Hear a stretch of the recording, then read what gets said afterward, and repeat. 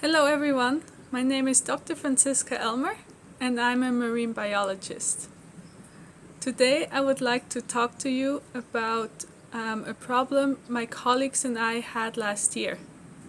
As a marine biologist, you are supposed to go to conferences to advance your career. There you can network and you can present your research. However, as a coral reef scientist, going to coral reef conferences to save the coral reefs, I would be emitting a lot of CO2 and therefore also destroying the coral reefs in the same time as trying to save them. That doesn't make any sense. So me and my colleagues realized there isn't any other option. We don't have any virtual coral reef conferences or other ways of going to conferences as a coral reef scientist. So we asked the organizers of the biggest coral reef science conference, which happens every 4 years and was supposed to happen this summer, if they would like to do remote events with us. We would organize the events and remotely connect to the conference. They said it was too late in their organizing process for us to add this. Actually, they told this for 20 years to people who wanted this. So we decided we want this option anyways, and we started to make our own virtual conference, which was supposed to be held around the same time as their conference.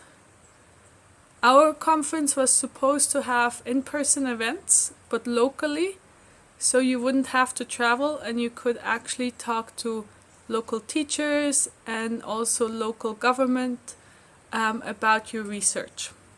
However, due to Corona, we weren't able to hold those local events and went completely virtual. We had 157 people talk at our conference. We had people from all over the world attend, so we had pretty much every single continent people attending, with a lot of people from the Caribbean and the US. And we had about 2,700 people attending the conference, so signing up for the conference. Of course, our conference was free, so that made it easy to sign up, even if you didn't interact a lot with the content. Compare this to the in-person coral reef conference that had to be cancelled because it was supposed to be an in-person conference. They would have had about the same reach of people, also 2,000 to 3,000 people, but of course a lot more presenters. So in some way we were able to bring a really big coral conference together, and which is completely virtual, and do that from scratch. You don't need to be a marine biologist to make a virtual event. We all had no clue how to do this, and we figured it out. And actually you can do a lot in 90 days. Some examples are workshops. So workshops are a great way to take an event virtually. You may want to take your workshop virtually because it is unsure if you can use your library resources for a meeting point. Or maybe you want to do a workshop for people who are far away from each other and don't want them to have to travel that far. With a virtual workshop, you can still do group work. You can actually make breakout rooms where people get together in small groups and can discuss within themselves, a group of 3, a group of 5, whatever you want. And then you can bring them back into the big room again after they did their group work. This is super useful. Another great thing you can do with virtual events is to invite a speaker that you would love to listen to, but who lives far away from you. You can invite them to give a talk to your audience and give it remotely from their home.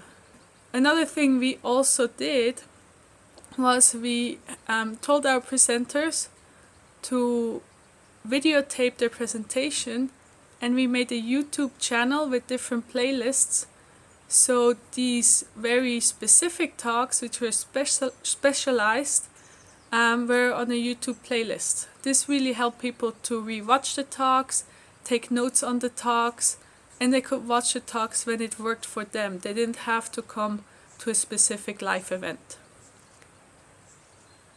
So whether or not you want to do an entire conference of a few days, or just a workshop, or just a talk series, virtual events is probably one of the ways to go this fall, just because of the uncertainty of the pandemic. How do you get started with this if you want to do an event? First of all, register your team, or you register yourself and then make a team, but you need a team and you need to register. And you can do that on climateactionchallenge.net. After registration, you can find me on the portal under Marine Conservation and Science Communication. You can connect with me there, and I will be sharing tips on how to make virtual events. If you want even more help, I can help you with the technical parts of the virtual conference. I have a professional Zoom account, which I can use for this, so that will be less cost for you. You can hire me to be your Zoom tech. So I will set up your event. I will make sure that everything runs smoothly while you can focus on your program and can focus on sending the link to everybody you want to have in your event. Hope to see you at the challenge, and good luck with your project.